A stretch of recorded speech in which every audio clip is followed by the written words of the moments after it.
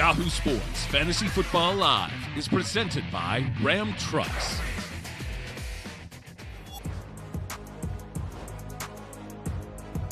Hello and welcome to the Week 12 edition of Fantasy Football Live. I'm Andy Behrens, coming to you from the rainy Midwest. I am joined by reception propagandist Matt Harmon. We are also joined by Titans legend, Stanford legend Tank Williams.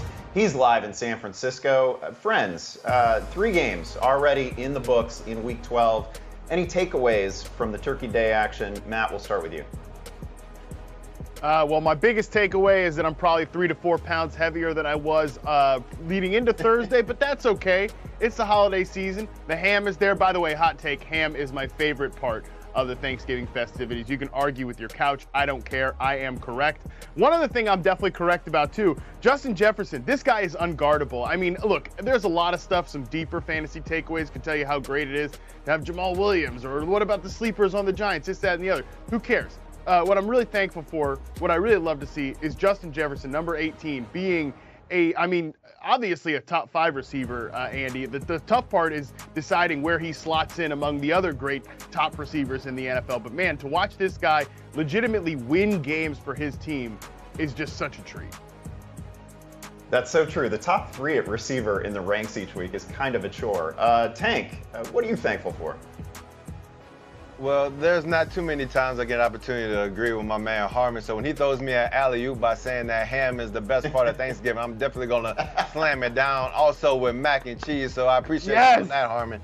But when it comes to my Thanksgiving takeaways, I got to talk about the return of the Mac. Like, how in the hell does Mac Jones throw for 382 passing yards and 2 touchdowns against that Vikings defense? Like, that was unbelievable to me when we were just talking about how bad that offense looked. So if you want to spin it forward, if we get any resemblance of Mike White, how he looked against those Indianapolis Colts last year, I think that he may be in for another shootout next week when they get to face those Minnesota Vikings. So Mike White, if you look good today, oh man, we got some action next week.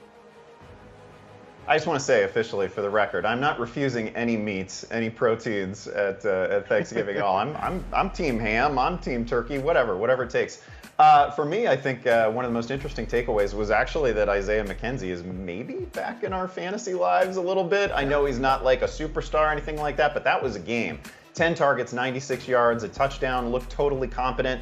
He's pretty interesting. He's got a matchup this week with New England. That is in the week ahead. New England last year, this is the one game where Isaiah McKenzie actually blew up, had those 11 targets, 10 catches. So something to look for as we head into week 13. But we're not there yet. Let's take a look at the latest injury information for week 12. We gotta start with the bad news here. Bears quarterback Justin Fields will be held out of today's game against the Jets with a shoulder injury. What is even the point of going on with the fantasy week when Justin Fields isn't part of it? It's gonna be back to kicker props against Mike White. Yes, we might be back to kicker props. Whew, that's a good call. The Cardinals are getting healthier. Receiver Marquise Hollywood Brown will be back in action for the first time since week 6. Kyler Murray expected back as well after missing a couple of games with a hamstring injury. Raiders running back Josh Jacobs gave us a late practice week scare. He was added to the injury report late in the week, had a calf issue, but it does not look like it will keep him out against Seattle, so good news there. 49ers receiver Deebo Samuel, he's expected to play this afternoon against New Orleans. More good news, that's per Adam Schefter. Deebo had been dealing with a hamstring injury. All right, as you guys know, there are plenty of ways to reach us this morning. You can send your questions on Twitter using the hashtag AskFFL or toss a question in the chat. We'll answer as many as we possibly can. Plus, our own Scott Pianowski is serving up leftovers and answering questions all morning long, live on Twitter. All right, time to turn to the flex position and our Built to Serve picks, brought to you by Ram Trucks. They're redefining what a truck can be and do every day with plenty of power, capability, and durability. Each week, we're picking players that align with these quality traits that can lead your fantasy lineup into a winning position. Tank, we'll start with you. Who's looking capable this week? Hello, Reverend. Thanks for coming to me. Yes, someone that's looking capable to me today is Foster Moreau. He's at Seattle. He's their tight end. We've been so focused on Kyle Pitts dusting up fantasy lineups this entire season and giving us donut holes, but guess what? Darren Waller's been that dude too, so enter Foster Moreau. I mean, he's been okay the past 6 weeks. I mean, it's hard to be anything better than okay when you have a teammate like Devontae Adams that hogs up all the targets and all the touchdowns, but now we have a matchup against Seattle. They give up the second most fantasy points to tight ends, and this is a game where I feel like they're probably going to be playing from a negative game script because I expect Seattle to come in off that bye week after losing to Tampa Bay and trying to beat in the head of the Las Vegas Raiders. So I think this is a good setup for him to get a lot of targets, a lot of catches, and hopefully get into the end zone. Love that call. My pick for durability, it's going to be Jeff Wilson against Houston. Jeff Wilson came over via trade from the Niners, immediately took over the backfield for Miami. He's coming off a game in which he played 61% of the snaps. No Raheem Mostert this week. That's going to be good news for Wilson. Let's start with a matchup here. Houston is just as friendly as it gets. They rank dead last at defending the run. They give up almost 180 rushing yards per week, over 5 rushing yards per carry. It is a spectacular matchup, as good as it gets. And then you look at Wilson, he's been really good this year. He's averaging 5.4 yards per carry on the season. He's been fantastic in Miami. He was a great system fit, obviously. He can give you receptions out of the backfield. There's a very good chance that he actually finishes as an RB1 this week. Tank, talk to me about power. You've got another running back in mind. Man, all I have to do is say this dude's name, Isaiah Pacheco. Like, whenever you hear his name, all you think about is power. Like, have you seen this dude run? Like, he looks like somebody that's running through Walmart and trying to get the last Xbox on the Black Friday sale. He's running over grandmamas, little kids. It don't matter. Like, this dude runs with power. He runs viciously. And they're probably going to be running with the lead because it seems like everyone has the lead against the Los Angeles Rams this year. He doesn't have to worry about CEH. He got put on IR with an injury. So I feel like this is a great setup where the matchup may not look that good on paper when you look at rankings, but with them likely playing from the lead and him getting a ton of volume today, I believe Isaiah Pacheco is a dude who can power you and your team to a victory today. Yeah, that's such a good call. Very friendly game script upcoming in that one. All right, get those guys in your rosters and be sure to check out the entire game-changing Ram lineup at ram.com.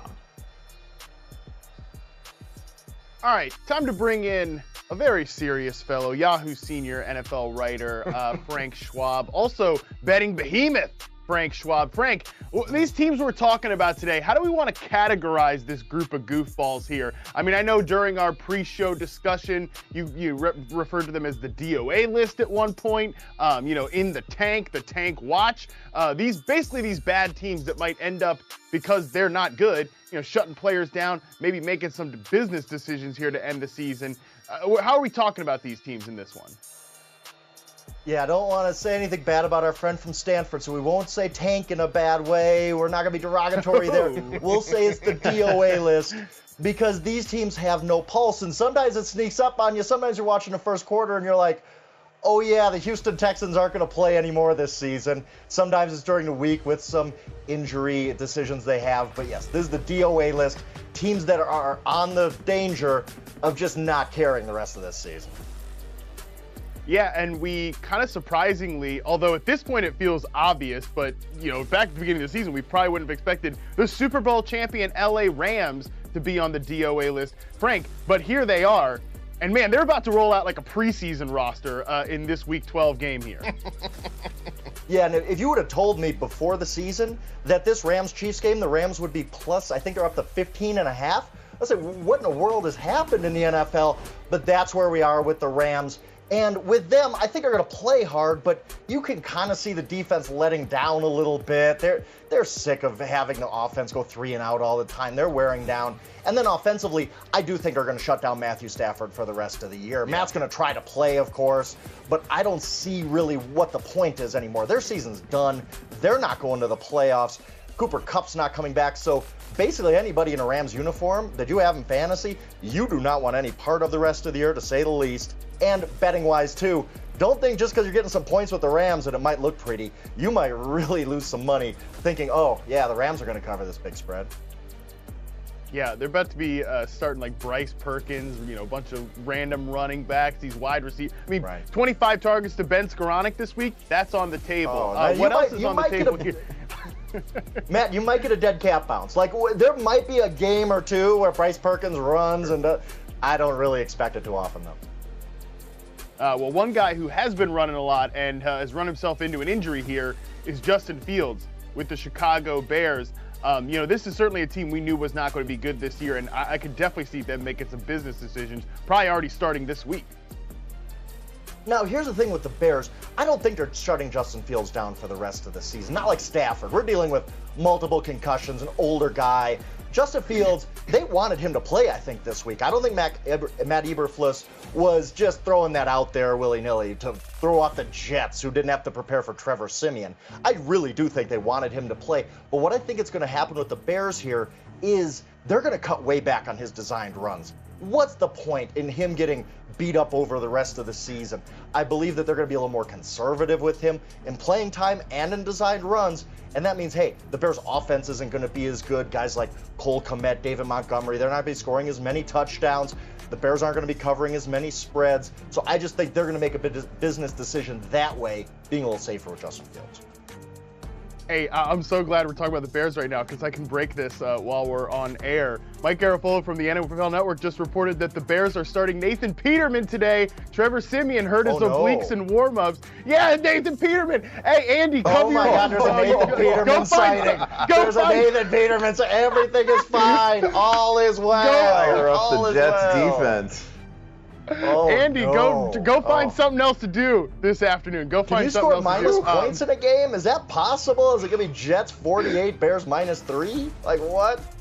Oh, I cannot rank the Jets defense high enough this week. This is wild. Oh, wow. What a treat. Well, we'll certainly come back to that at some point during the rest of, I'm reeling here. We'll come back to that at some point during the rest of the show. Let's talk about the Panthers, though. This is another team that we know. I mean, they sent the signals at the trade deadline, moving Christian McCaffrey, that they're certainly thinking about their future. There are two guys, DJ Moore, D'Onta Foreman, who I don't want to say count on in fantasy, but have been options throughout the early part of the season. The rest of the year, though, can we even count on these guys now that we're doing the Sam Darnold, Baker Mayfield quarterback carousel? Yeah, and I think you will see the Carolina Panthers, who gave Steve Wilks some good efforts early on. They're going to start to book some tee times. They're going to say, what are we doing here? We don't want to, we're not going to play out the string hard. Like you've seen some Lions last year played out the string hard. I don't really see that with the Panthers. Look, if you have Foreman, if you have Moore, you probably have to play them. They've been so good. But a guy like DJ Moore, especially today against Patrick Surtain, you have to wonder, where is the offense going to come from and what is their really effort level the rest of the way? I think you have to worry about that with a few teams, including the Panthers. Definitely. I think the last team we're going to talk about here, the Houston Texans, probably fits into that group as well. I mean, they're most notable, their biggest name veteran, Brandon Cooks, doesn't even really want to be there, but he signed a contract to stay there. Whole nother talking point. But Dameon Pierce, man, this is a guy that people have been counting on, and now coming into this matchup, especially this one today, Frank, week 12, how are the Dolphins not going to put up like 21 points in the first 5 minutes, and then Dameon Pierce finds himself in a really, really tough game script? I think we're going to see a lot of those problems for the Houston Texans the rest of the year. Yeah, and as somebody who loved Dameon Pierce and has him in some leagues, I'll tell you, this morning, I put Rachaad White in the lineup easily over Dameon Pierce. Dameon Pierce is on my bench. I actually have a deep team there because you just looked at last week and you said, oh, yeah, this Texans team is on E. They have nothing. They had 5 yards in the first half last week. And I think we're going to see a lot of that going forward. And, I don't think NFL teams tank as far as, hey, go lose this game because we need the #1 draft pick. But I think organizationally, they could make some decisions that lead to them saying, yeah, we don't really want to win many games down the stretch. We want Bryce Young. So I think you're just going to see a lot of bad performances out of the Texans. And like you said, game script might really kill Dameon Pierce. I love Dameon Pierce. I got some Offensive Rookie of the Year tickets on him. I got him on fantasy teams. But I'm worried about him specifically the rest of the year just because I don't know if he's going to have the value he's had so far this season. I feel you, Frank. We're on the same page here. Well, hey, thanks for stopping by for a very eventful check-in here. Nathan Peterman. Wow. What a time to be alive. Wow. Thanks for doing this, Frank. Appreciate you, buddy. Appreciate it.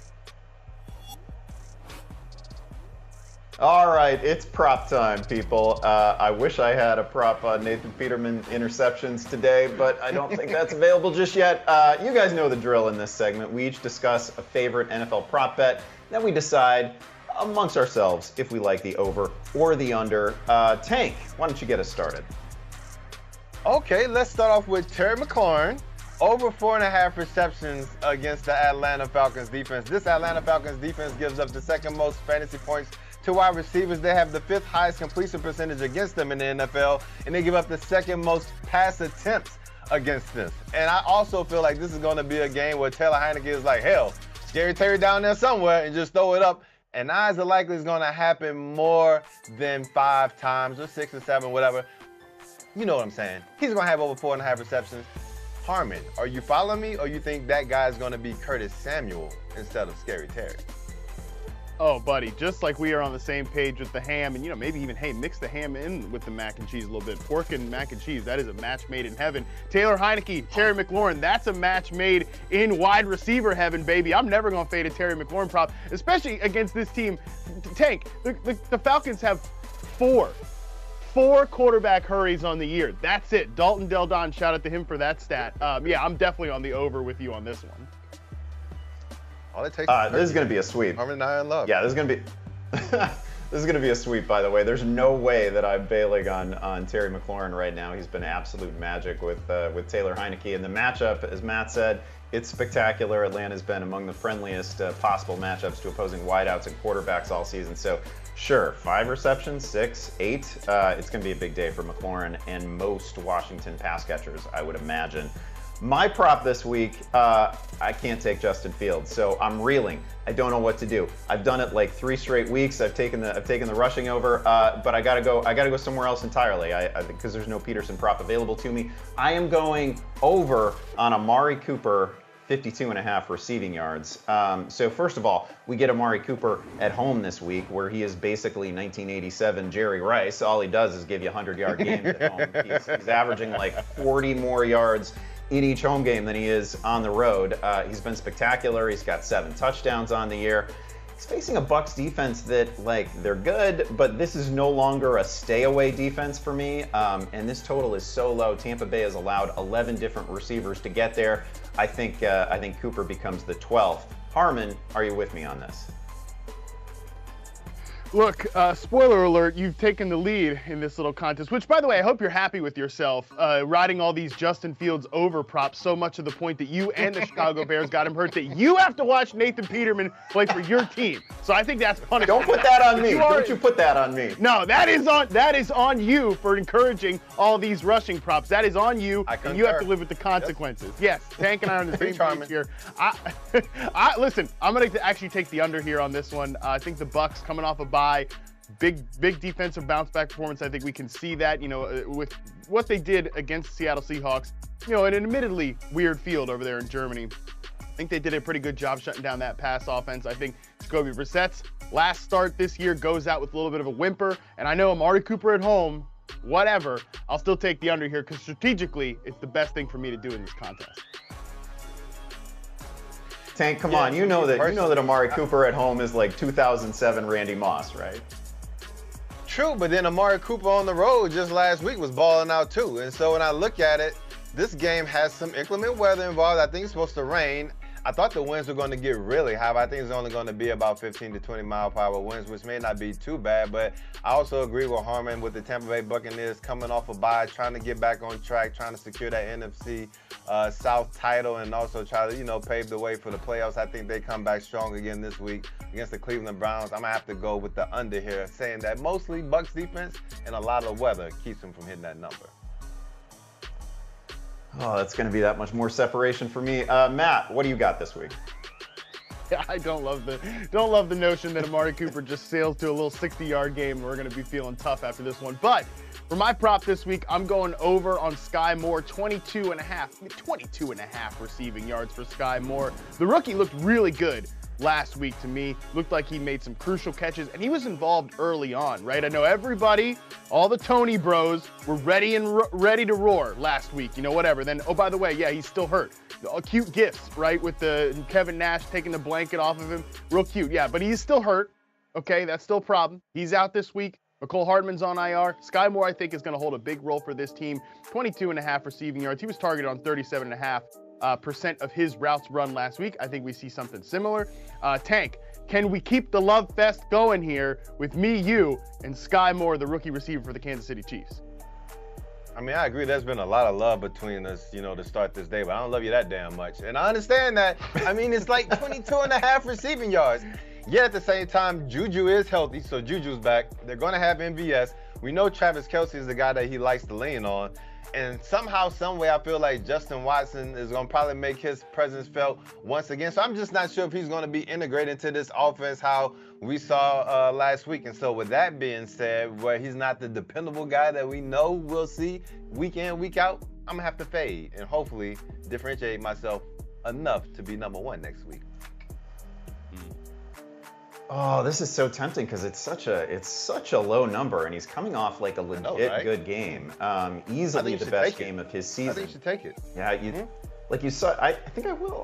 You know what? You talked me into it, Tank. I'm gonna take the over on this. It's just, man, this is such a low total. He could do this on one catch. And again, 6 targets a week ago, and they're Patrick Mahomes targets. Yeah, I like the over here. You know what I really like is the current standings. I think we should bring those up. I think we should take a look at that. I don't know. Did we come up with a mercy roll in this contest? Because we got to be getting there, right? Oh well, I guess I don't mind it too much. I'm always down for a reverse Oreo. Oh, so Tank in the middle. Why am I here? What I don't understand. Why Tank and I have the exact same numbers. 22 points. Harmon, you see what happened though, dog? All our hatred between the two of us, and we just let this sneaky reverend just sneak ahead of us. Now he's in first, and it's your fault. It's a fight for second now. Yeah, it's a fight for second now. I've separated myself. Tier of my own. Disgusting. Producer Dan, send us out of here. 1 point. I'm looking at 3 points. Give me a break. 3 points. Nobody's ever bridged 3 points in a contest like this before. I've got it locked up. All right, time for our first break on Fantasy Football Live. Still ahead, Tank offers his daily fantasy values. We will be right back.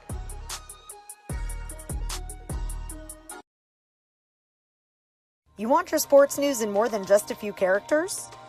With the help of a bunch of different characters? You play better than me, I'll respect the shit out of you. He beat us, yes. I'm not a ball player. Prince had hops. Hosted by everyone's favorite character. Only time will tell if that's a lie or a big-ass lie. You're Calais Campbell's brother, so Calais got the most sacks that he has is on me. Give us 2 minutes and we'll give you The Rush.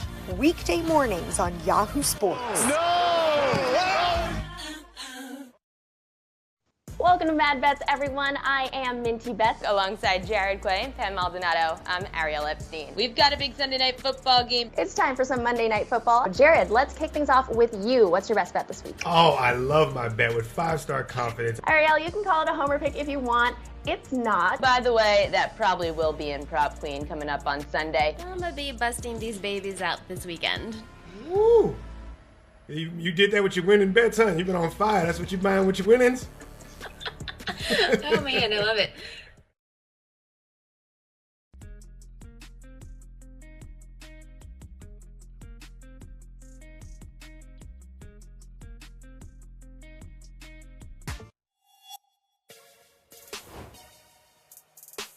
All right, we are back on Fantasy Football Live. Let's take a deeper dive into this Chargers-Cardinals matchup later today.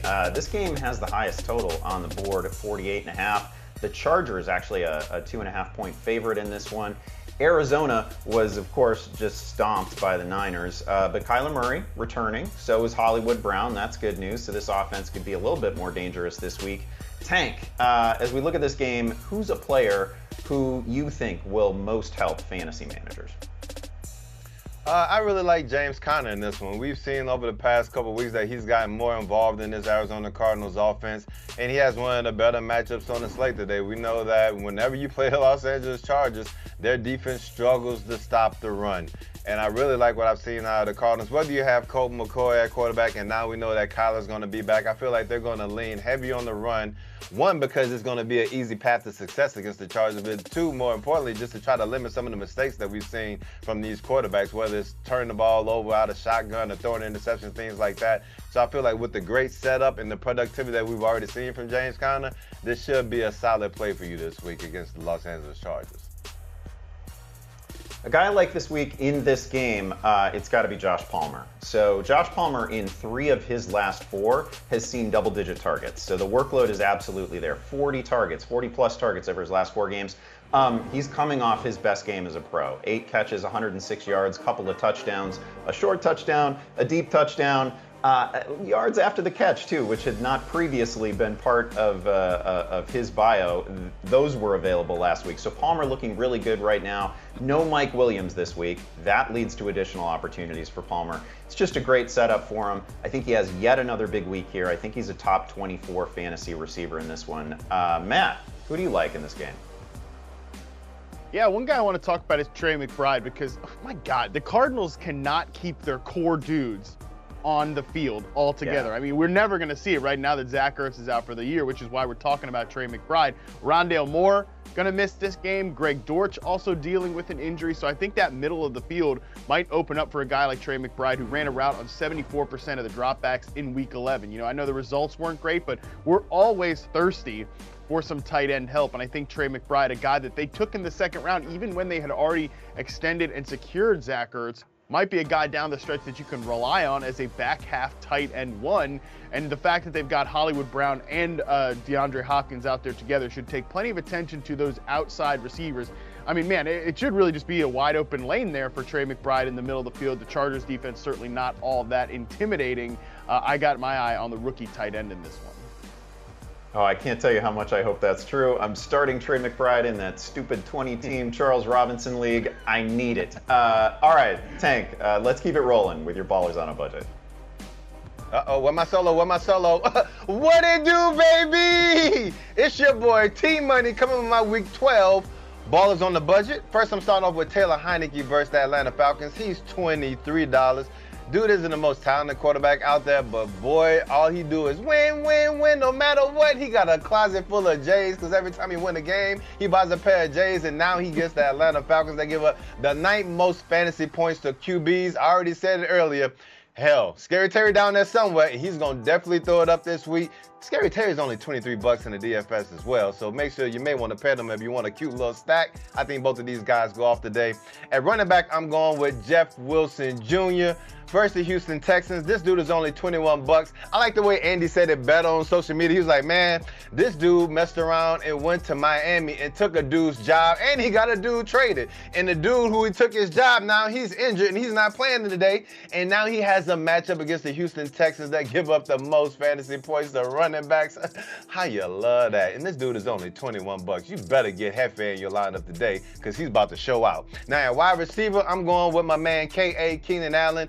He's back, and he's only $21. Like my man Justin Herbert has been rolling out in most of these games with Kirkland brand wide receivers. Matt Harmon to tell you that, but now he has Keenan Allen. He's the one that adds the juice to the lineup. We saw when he needed someone to make a play down the field, it was K.A. that he went to down the sideline, and they almost won the game due to that completion. I think he's healthy. He's going to get targeted a lot. This is a really great matchup, and I really like this game script against the Arizona Cardinals, so make sure you plug him in while he's still cheap. $21, you won't get this type of volume with this caliber of wide receiver going very often. And that tight end, I'm going with my man Tyler Higbee at Kansas City. He's $15. I already talked about Foster Moreau. He's $13, but I didn't want to give y'all the double dip. So I'm going to go with Higbee. There's no Matthew Stafford. He's going to have Bryce Perkins. So when you have a young quarterback, you know he's going to be checking the ball down a lot because Chris Jones is going to be on that neck. And he's probably not going to be able to go through all his reads and make the proper one. So he's going to check down to the tight end.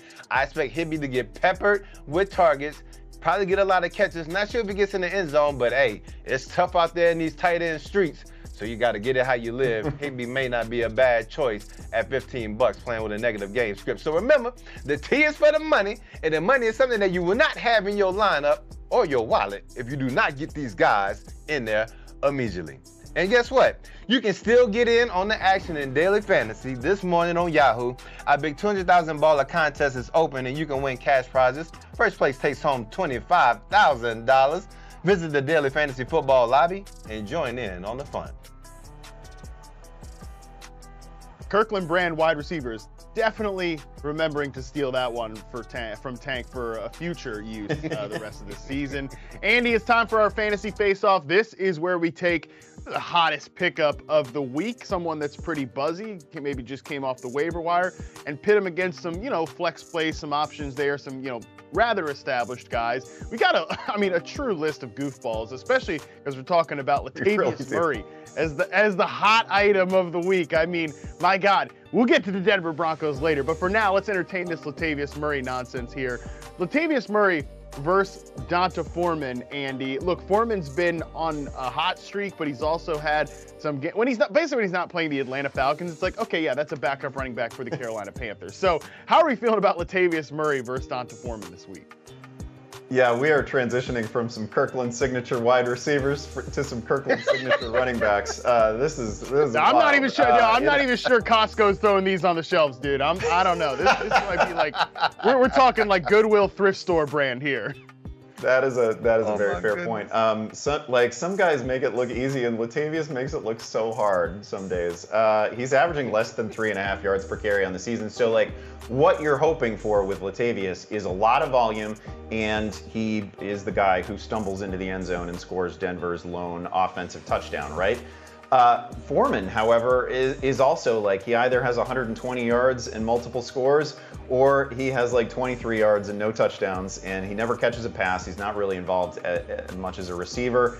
This is going to be a really low-scoring game. I'm gonna give the slightest possible lean to D'Onta Foreman here. I've got him literally one spot ahead of Murray. They're both just volume plays.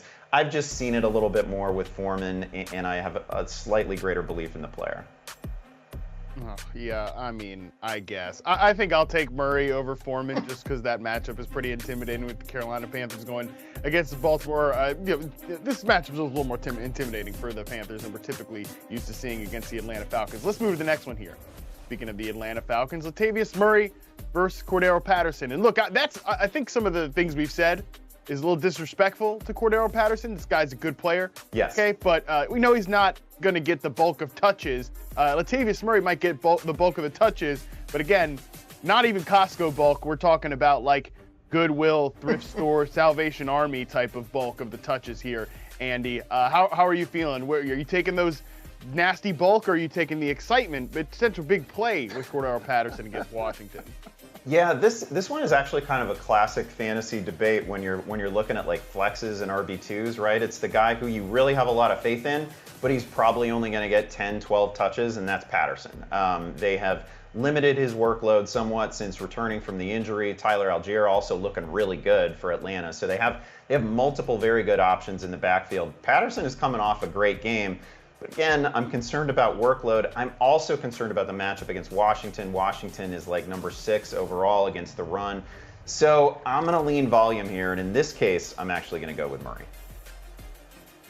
I think that's the right answer. Matchup decent enough there for Murray. So I'm with you. I'd go with Latavius Murray over Cordero Patterson there. How about our last one here? Latavius Murray up against Michael Carter, who's going against your Nathan Peterman-led Chicago Bears, and Michael Carter. That's a pretty good matchup, too, against a defense that has gone in the tank since trading away their good players.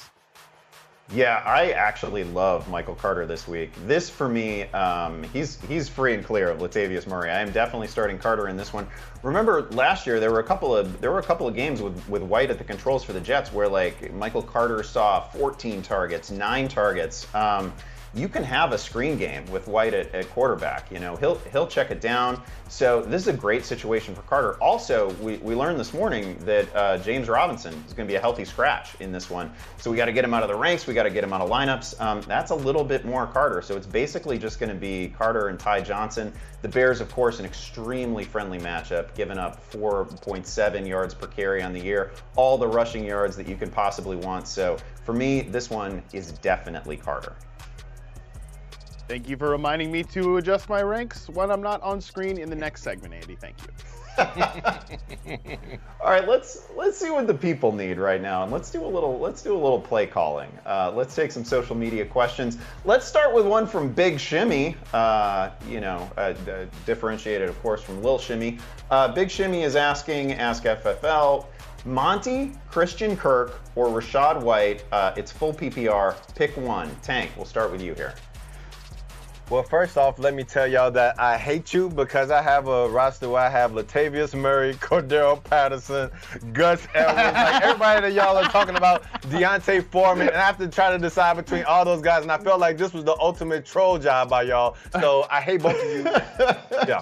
All right, so now let's go ahead and help this person out. I will go with Rachaad White, just given the fact that the Baltimore Ravens defense has been like incredibly good ever since they got Roquan Smith in the middle. I mean, it's just been a game changer all over that defense. And then you look at Monty, there's not going to be Justin Fields. You got to deal with Nathan Peterman. All they're going to do is say, I'm going to stop the run and force Nathan Peterman to beat me.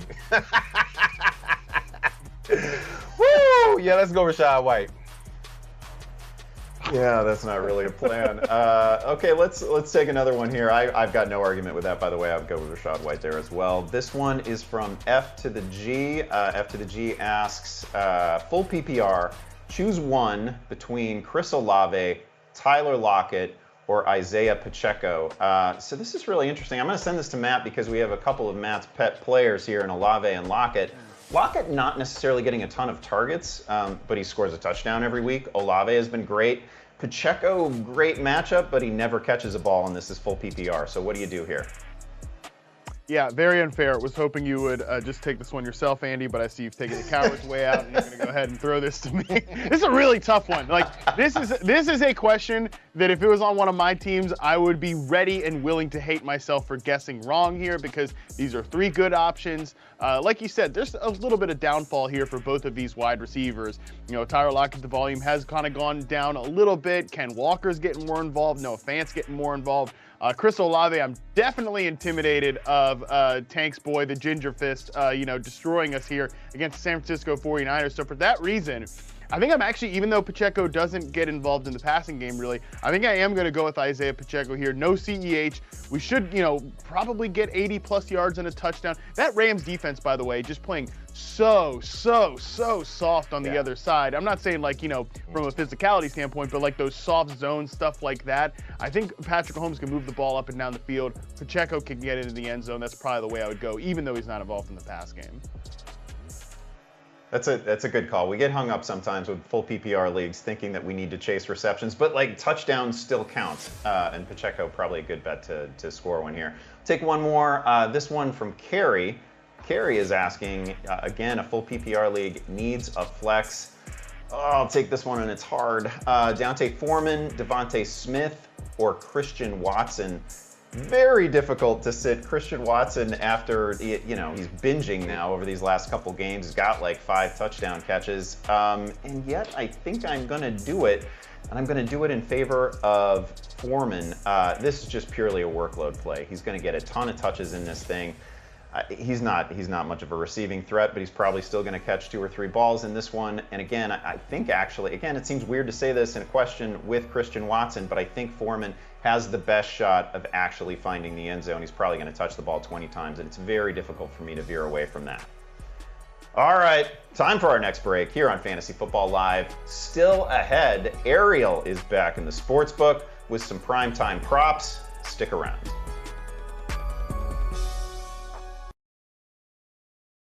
You want your sports news in more than just a few characters? With the help of a bunch of different characters? You play better than me, I respect this like you. He beat us, yes. I'm not a ball player. Prince had hops. Hosted by everyone's favorite character. Only time will tell if that's a lie or a big-ass lie. You're Calais Campbell's brother, so Calais got the most sacks that he has is on me. Give us 2 minutes and we'll give you The Rush. Weekday mornings on Yahoo Sports. Welcome to Mad Bets, everyone. I am Minty Bets alongside Jared Quay and Pam Maldonado. I'm Ariel Epstein. We've got a big Sunday night football game. It's time for some Monday night football. Jared, let's kick things off with you. What's your best bet this week? Oh, I love my bet with 5-star confidence. Ariel, you can call it a homer pick if you want. It's not. By the way, that probably will be in Prop Queen coming up on Sunday. I'm gonna be busting these babies out this weekend. Woo! You did that with your winning bets, huh? You've been on fire. That's what you're buying with your winnings? Oh man, I love it.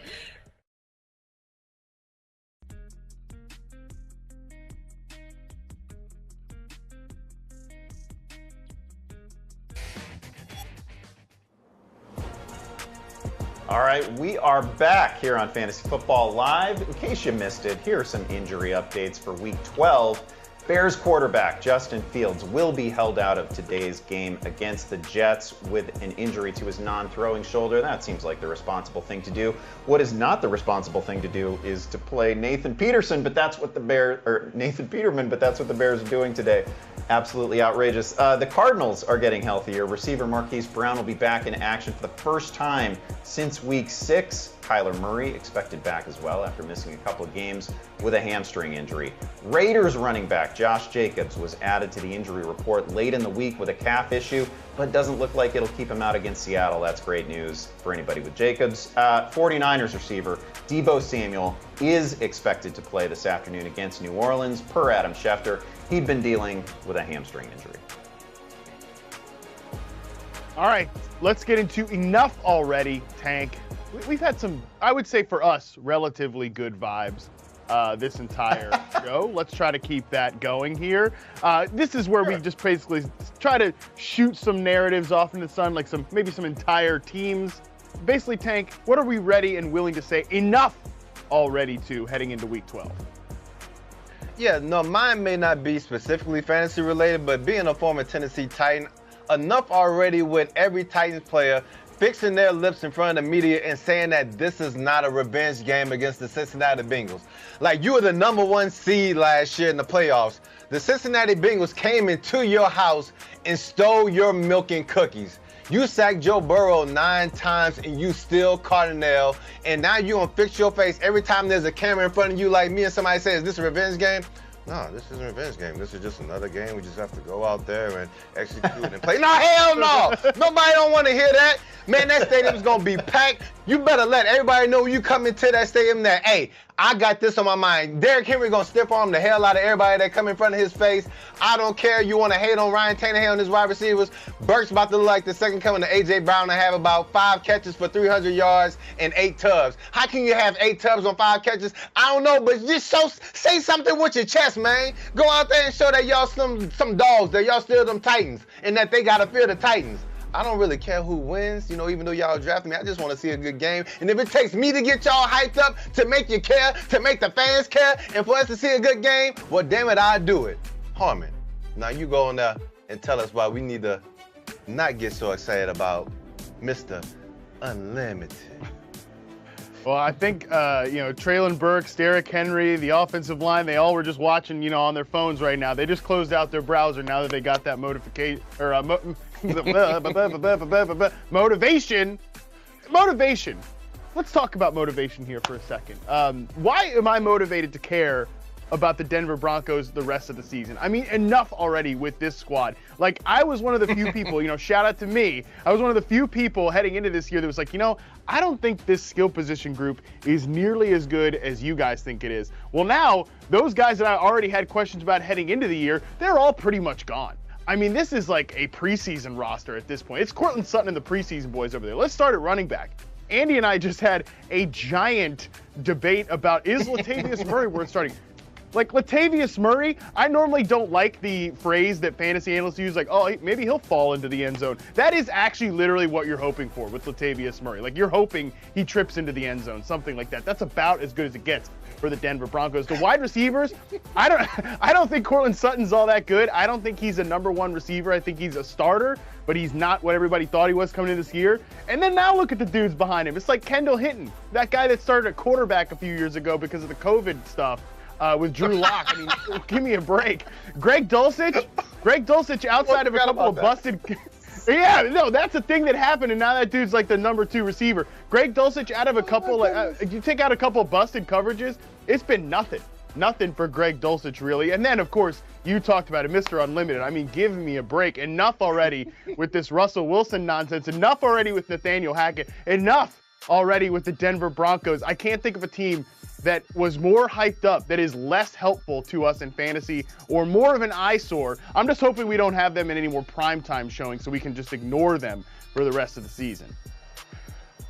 Clearly, Tank and I need to collect. Yeah, clearly, Tank and I need to collect ourselves. So let's send it over to Andy and Ariel in the sports book.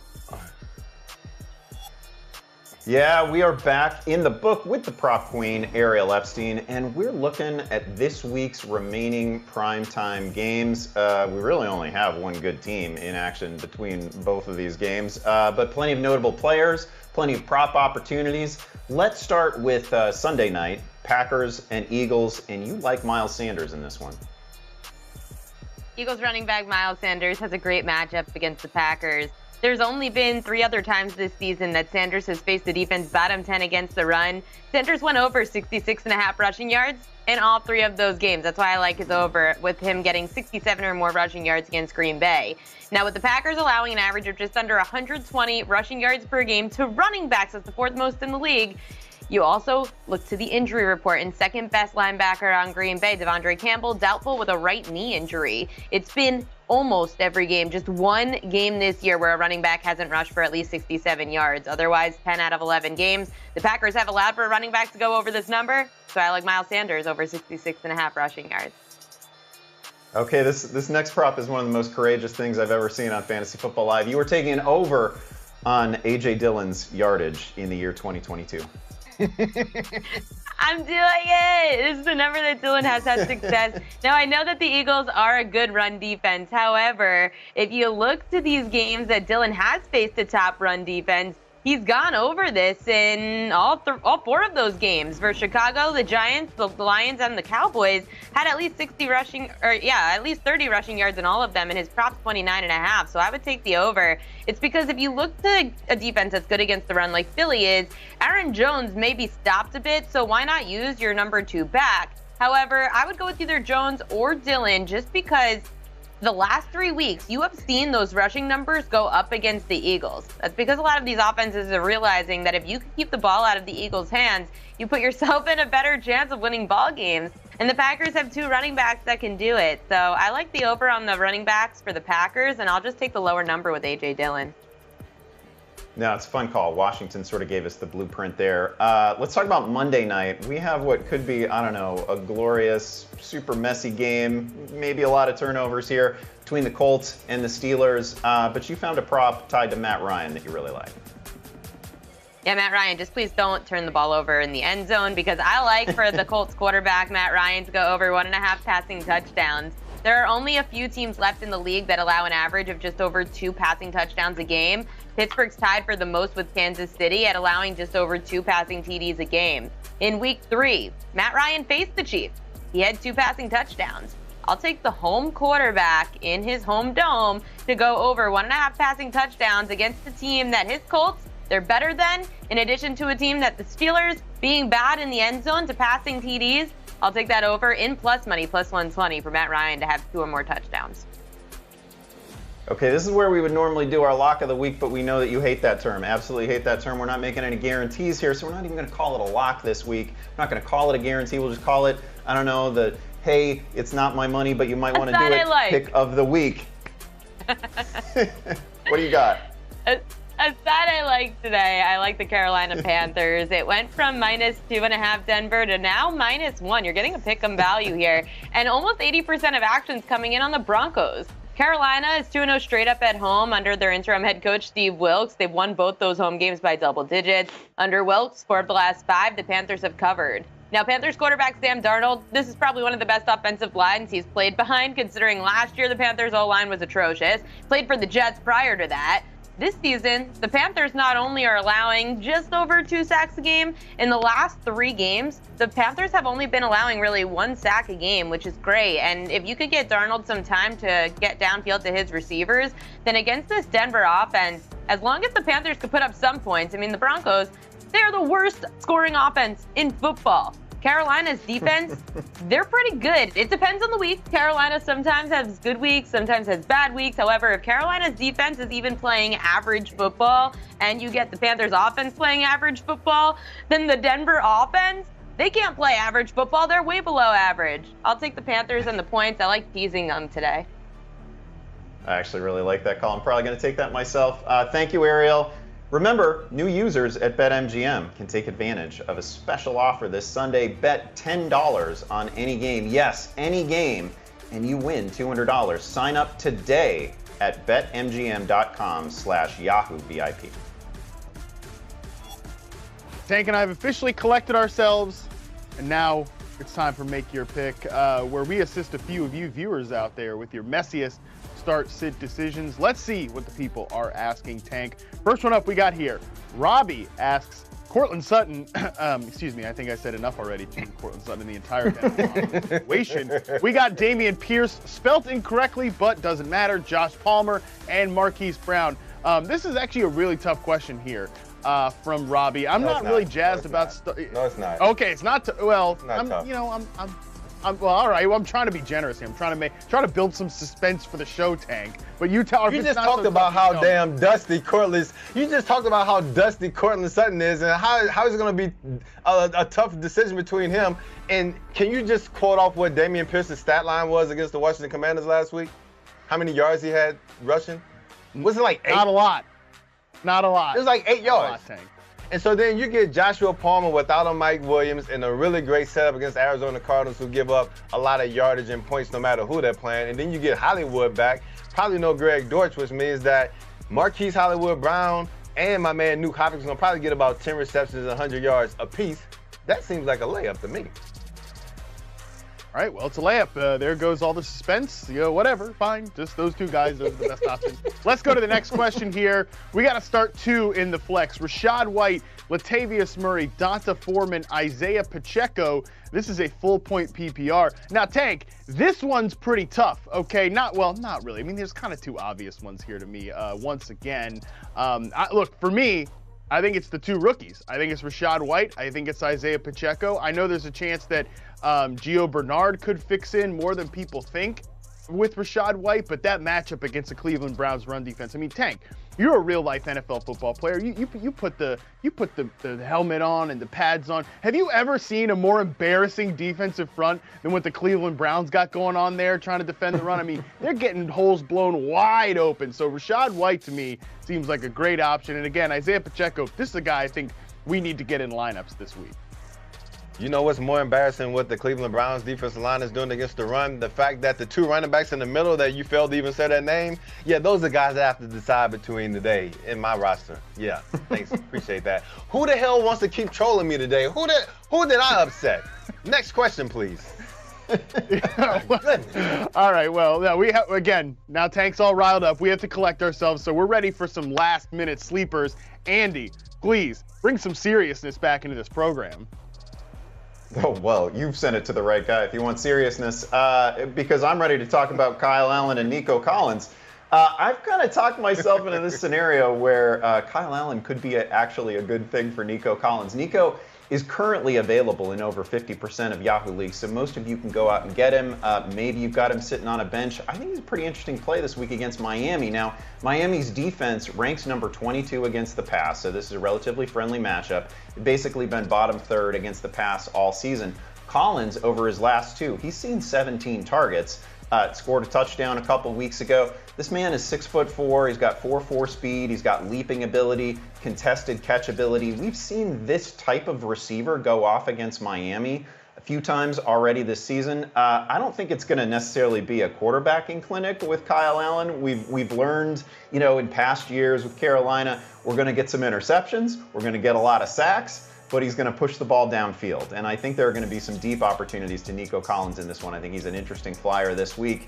And I'll just remind you, before I talk about this next guy, that we're calling these flyers. I'm not calling these must starts. I'm not calling these guarantees. I think Jahan Dotson could be an interesting name this week if you're in a deep league. Now, okay, he's only seen 3 targets over his last 2 games since coming back from injury. That's a bit of a problem, but he's on the field all the time. He's running routes all the time. Also this week, he gets Atlanta. Atlanta has been an extremely friendly matchup to opposing wide receivers. We talked about it at the top of the show, giving up the 3rd most fantasy points to opposing wideouts, 14 touchdowns to opposing wideouts on the season. So really good shot, I think, in this one of Jahan Dotson. finding his way back to the end zone. Of course, you're going to be starting Terry McLaurin. Of course, you're going to be starting Curtis Samuel. I think there's room for Dotson to make a little fantasy noise in this one as well. You know who's not a flyer this week is Jonathan Taylor of the Colts. He's coming off back-to-back double-digit fantasy outings and will be looking for more against the Steelers on Monday night. He also joined Matt and Austin on Eckler's Edge this week to talk fantasy. Let's take a listen. Fantasy football podcast, Eckler's Edge. We talk about fantasy a little bit. Have we tapped into a little bit more? Anything like that? Do you have any teams? Any relationship with it? Stay away from it. What's going on in the fantasy world with Jonathan? So number one, I always love to, your fans, they believe in you. They pick you because they believe in you. So, you always get the, hey, don't worry about the outside noise. And it's not so much as the outside noise, but it's more in particular the Jonathan Taylor fans. You want to do your best for your fans because hey, they could have picked anybody in NFL, but they said, you know what, I'm going with my guy 2-8. So, whenever you have those games where you're like, man, it didn't do as great, you should start thinking about your fans. You're like, man, I let the fans down. That's the biggest thing. Not so much as what, the trolls say, those burner accounts. It's those legit fans who really pick you and say, hey, I think my guy is going to go off. I'm like, every week I got to try my best to back my fans up. Look, that's music to my ears. And I know Matt's ears too. Because, for real, yeah. Because, man, like a lot of guys, they don't understand the magnitude of fantasy football and how it adds layers of depth to the NFL as far as people watching it and buying into us as players. Because you have, whether you know it or not, you probably do, you have thousands upon thousands of other fans. They're not just Colts fans, but they're Jonathan Taylor fans because you've scored them fantasy points, right? And that has so much value that lays within that, right? It's insane. It's insane. I didn't realize until last season, I knew people played fantasy. I knew it was a thing, bets, people play some money or just people doing crazy bets. Hey, you need to stay inside a Waffle House for 24 hours or whatever it may be. I didn't realize how huge it was until last season when, people would say, hey, are you Jonathan Taylor? And I'm like, yeah. And they're like, oh my gosh, you're my favorite player. I have you on my fantasy team. So not like, hey, you're my favorite player. I know who you are. It's, oh, that's the guy who was scoring those points for me on my fantasy team.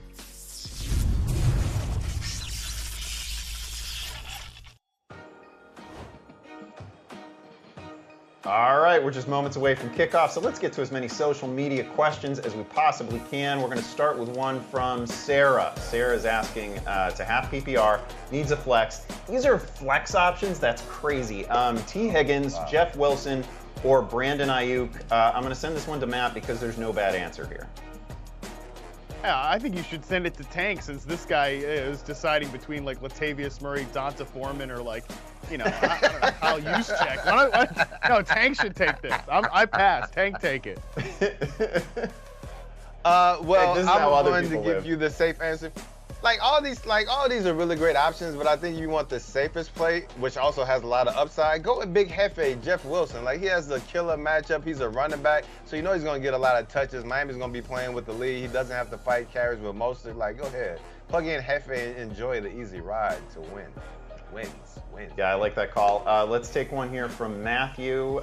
It is a half PPR league again. And Matthew is, it's a super flex. Oh, yeah. Listen, you always got to start quarterbacks in super flex.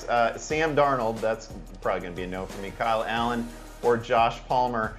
I've already talked up Josh Palmer on the show. I like Josh Palmer a lot. I would try to squeeze him into a wide receiver spot, but I'm not going to play a wide receiver in my super flex spot. This is going to be Kyle Allen for me. I was talking about it in Fantasy Flyers. I'm not telling you that Kyle Allen is a good real-life quarterback, but we have learned definitively that Kyle Allen is going to go downfield. He's going to take sacks. He's going to throw picks. Probably going to throw a couple of touchdowns in this one in a friendly matchup against Miami with favorable game script. In a super flex, I am just never playing a wide receiver. It's not going to happen. Another one here. This one is from Amanda. It is a full PPR, and Amanda is asking James Conner, Devontae Smith, or Juju Smith-Schuster. Matt, who do you go with here? These are all pretty good options. You know, James Conner definitely tempting against an LA Chargers team that just doesn't realize that you can defend the run. You don't just have to let everybody run all over you. But I love Juju in this matchup. Full point PPR. You know, like I mentioned earlier, the Rams are the zone heaviest team in the NFL. We know that Juju Smith-Schuster is a stud when it comes to beating zone coverage. I think his role has been secured. Now that he's back out there, man, I think Juju is a great option. A little spicy to go the wide receiver over the running back, but man, I think Juju just in a great spot against the softest zone coverage team in the NFL right now, in the LA Rams. Oh man, again, you're giving an answer where I really hope you're right because I got a lot of Juju. One last question here before we wrap this puppy up. This one's from Kevin. Miles Sanders or Rachaad White? We've talked up both of them on the show so far. I'll take this one. I'm going to go Rachaad White. Miles Sanders is great. He's a great start this week. I got nothing bad to say about him. But Rachaad White gets that Browns defense. It is such a friendly matchup. They give up over 5 yards per carry, and White is going to have this whole thing to himself without Leonard Fournette. This is just an absolutely great spot for him. All right, that's going to do it for this edition of Fantasy Football Live. Remember, people, to check back in here every Sunday at noon Eastern, 9 a.m. Pacific, and keep up with the latest analysis, daily content, our podcast, and of course, updated player rankings at Yahoo Fantasy. Good luck to all your squads in Week 12, and thanks for watching.